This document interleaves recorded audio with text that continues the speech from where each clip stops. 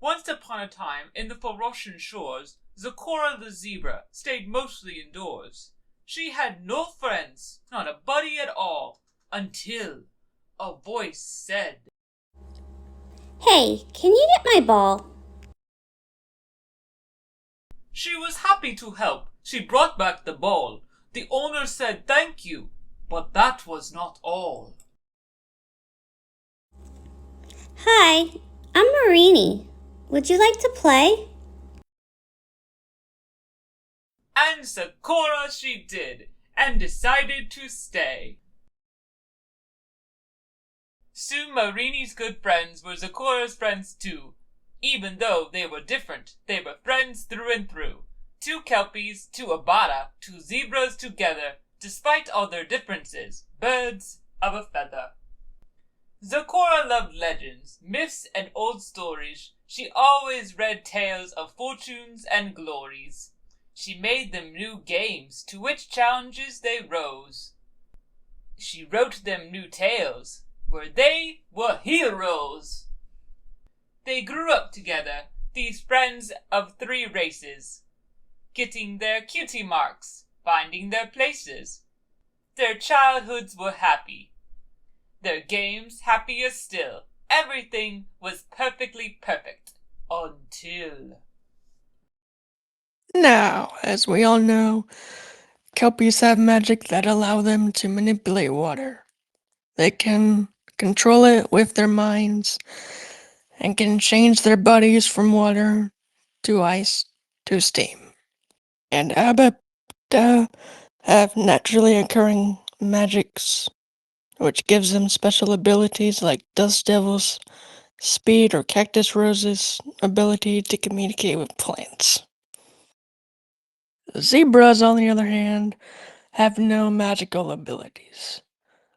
They can be fast or strong, but even their cutie marks are simply mundane symbols of their life, not a magical destiny.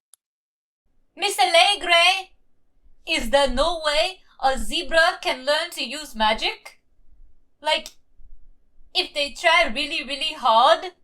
Zecora, sweet child. The only creatures who were rumored to be able to learn magic are unicorns. And, according to legend, they only live in the far-off, dark, monster-covered land of Equestria. They may just be a myth. Well, I'm going to be the first zebra to learn how to use magic. Good luck with that, dear. Until then, you still have a test on this information tomorrow. While all her classmates, they laughed and they played, deep in the library, Zecora, she stayed. She studied old tomes from near and from far. She read books from Casablanca and Zebrar. While others might see her obsession as tragic, Zecora devoted her whole life to magic. A life of mundanity would be the worst. So of zebras with magic, she would be the first. She studied the legends of unicorns, the magic they channeled through magical horns, of spells dating back to magical times, of hoof-written scrolls and enchanted rhymes, of bearded wizards and special charms, of evil sirens and their wicked harms. She read of a warrior that carried a shovel and a magical healer who lived in a hovel. The healer, she gave her a reasoned pause, an old illustration that was the cause. This is the answer. Friends, it's not phony. Mage Meadowbrook was just an earth pony.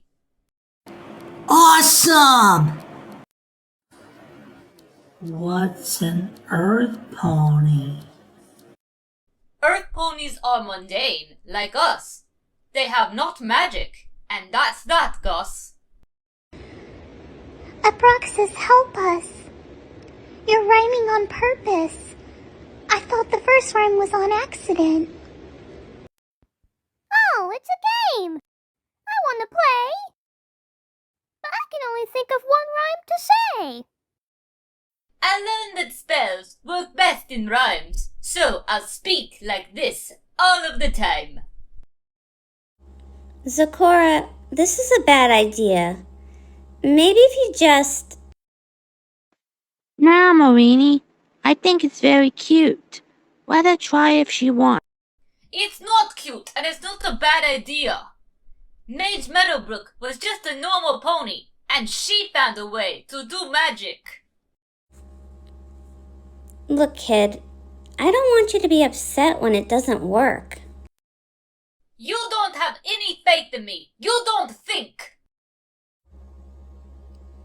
That's not what... You may be fine with being boring your whole life, Marini, but I am not. And from that time, dear Applejack, they laughed and talked behind my back. Teases and taunts at every turn, how it makes my stomach churn. Yeah, that doesn't sound like they were being very good friends. That must have been hard. I was sure I had outgrown this feeling of being all alone, but right when I saw them there, all that I could do was stare. Well, it sounds like it's been years since you left. Don't you think your friends deserve another shot? If not for you, at least for Equestria, right? Applejack, I apologize for my tears and plaintive cries. My youth was hard, but I digress. We were sent by the princess. There you go. Now let's go have a nice visit. Well, shucks, looks like they started without us.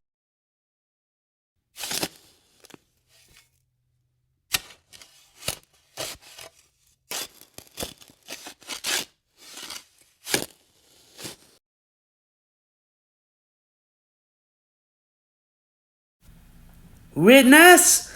I told you there was water here. Yay! And if Kelpies had one big strategic weakness, what would you say that would be? Gosh, what a funny question. Oh, I know. Well, there's electricity. That makes us go kablooey. Good to know. Also, if we're away from a water source for too long, we start to evaporate. Useful. Also, when... Tempest, what are you doing? Recon, Applejack. Medley Brook here has been helping me learn more about this town, and she has been so helpful. Really? I could conquer and subjugate this place in an hour. Half an hour if I had help. We're not here to conquer anyone, Tempest. This is a peaceful mission. Yeah, but say it wasn't and we needed to. Hey kid, glad to see you back. I wanted to say I'm sorry for springing all that on you. Thought it would be a nice welcome home, but I should have remembered you don't really like big crowds. I appreciate your apology, but you're thinking of a younger me. The grown-up me, for your information, hosted a Nightmare Night celebration. Is that so? Well, I guess we've all changed quite a bit. Speaking of, did I mention I'm the mayor now? The what now? Which means I'll be giving you ponies the tour. So when I came back from the trip, they sent me home with a bunch of zap apples, which I gave out around town. And apparently, whatever it is that makes kelpies explode when electrocuted transfers to the apples. Oh no! We spent an hour mopping up Medley Brook and putting all her pieces in a bucket. I swear she's shorter now than she used to be. Well, that's a good thing to remember. I'll make sure when I bring apples to leave those out. Oh, we're here. Where are we? Though my parents moved away, this is the home in which I used to stay. Yep, and the one next to it is mine. Y'all grew up next to each other? We were like family for years, until she up and left. Up and left is a mischaracterization. I won't stand for this indignation. Come on, kid. What do you call it when your best friend jumps on a boat across the sea and abandons you then? Yeah, that's what I thought. The way you say this is not fair, you see. I did not simply go to sea. I decided. Just spit it out. You're not casting a spell on me, and it ain't got a rhyme. Are you going to explain yourself after all this time? I hate to ruin the gravity of the moment, but is no one going to point out that rhymed? This isn't contagious, is it? Because if I start bursting into song... Be quiet, Crystal! Be quiet, Crystal. Oh, fine. Take it out on me. Better yet, here's how I remember it. I used to live next door to this nice kid who didn't have friends and didn't really talk to any pony. So one day, when my ball rolled over to her, I asked her to bring it back as an excuse to get to know her. It turned out she was pretty cool and came up with some fun games and stories. She became friends with all of my friends. Then one day, this kid got really excited about the idea of magic. Who could blame her? We all got pretty excited about it. But she stopped talking to us or hanging out with us. She went back to the way she was before we were friends. And this time, when I asked her to play, she just said no.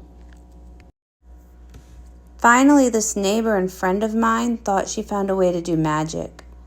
She was so excited. I didn't want her to get her heart broken if it didn't work out, so I tried to get her to take it easy, and she screamed in my face. You may be fine for being boring your whole life, Marini, but I am not. Marini, learning magic was the only thing I ever really wanted. Yeah, I got that. You never wanted to be friends, and it never mattered to you that I wanted to be your friend. I wanted to be your friend too, but you wouldn't ever talk about anything but magic. How could I have? But that wasn't it. I didn't just leave because of one argument. You all were cruel to me. You all laughed at me. You treated me like I was a joke. Well, we had been friends with you for a while, but all of a sudden you were saying everything in rhyme, and... Do you remember that week you decided to say everything backwards? What about you, Crystal? That doesn't explain what you did. What did Crystal do? Well, Marini, I may have caused a number of puddles to freeze just before Zecora stepped in them. Crystal, you never told me that. We had a good thing going.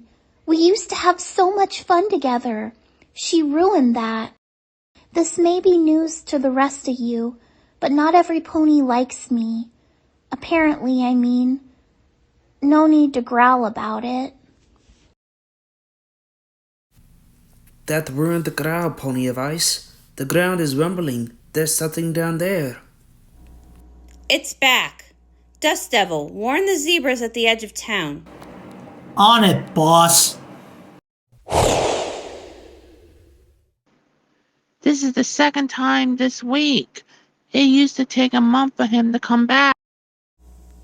You know what to do, Rose. Get your plants ready. Yes, ma'am. Medley Brook. Marini, what is it? What can I do? Stay out of my way. We survived this long without you. We can do it today. Survived what? It's none of...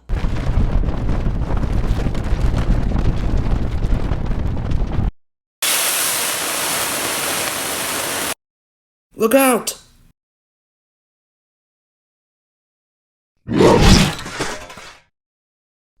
What is that thing? It's called a Groot slang, and I need to protect my town from it.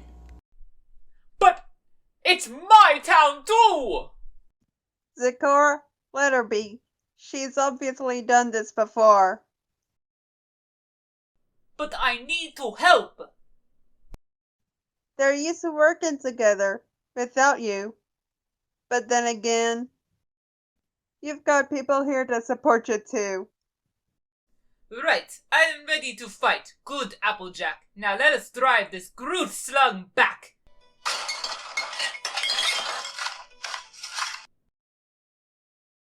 Every pony, get behind me.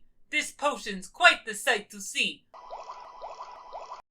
For if the Groot slug aims to injure this snake, it will soon burn to cinders! Zecora, that was amazing! Your magic chased it away. The purple is a nice touch. It's very pretty. Hey, where's Marini? She was getting the falls from the school. I can run and find her out. Help! Somebody do something. I can't stop this thing from... What incarnation is that? He's here! Who? Prince Abraxas.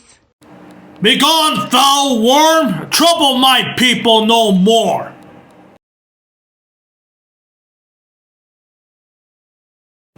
He is gone, for now. Thank you, Prince Abraxas. I apologize for my tardiness. I was unable to greet our guests as I've been chasing the Groot slang away from our border villages all day. Which one of you has cast this retreat spell? We owe you a great debt. There is no need. No debt can be shown. The caster was one of Foroshi's own. Is that a little Zecora? That it is. Just as you see, I have returned, your majesty. It seems that you have learned magic from the unicorns after all. When I left, those were my notions, but what I mastered is the world of potions. I cannot cast with just a ponder, but with a cauldron, I can conjure. I will love to hear more, which makes all the sadder that I must depart, for the Groot slang will attack another town tonight. Pardon me, Mr. Prince, sir. I'm Applejack, your ambassador from Equestria. I love to chat with you, but you seem busy, so I'm gonna ask you a favor instead. Zecora here is a good friend of mine and has helped me defend my home a whole bunch. I'd like to know what me and my friends can do to help defend hers. It is a kind offer, Applejack, but the truth is that I am not certain. The creature is said to be living in a temple in the depths of the desert, but I am never able to investigate it because I'm always given chase. If there is a mystery that must be solved, my friends and I must be involved. But it is a long travel, Zecora. I could not expect four who are not familiar with the desert to take on such a task alone. They won't have to. We'll go with them, and we'll stop the attacks from the Groot slang once and for all.